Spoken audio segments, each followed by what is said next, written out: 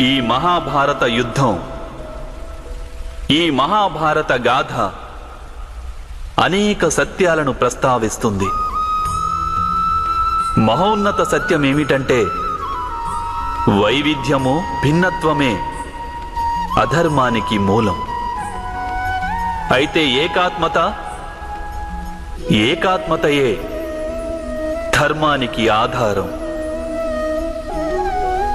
ఏ విధంగా? మీరే ఆలోచించండి.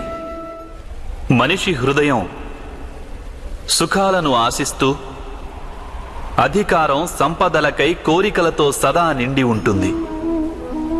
కానీ దైనందిన జీవితంలో మనిషి తన మాతాపితలు, సంతానం, తోబుట్టువులు, పత్నితో కూడా ఉచిత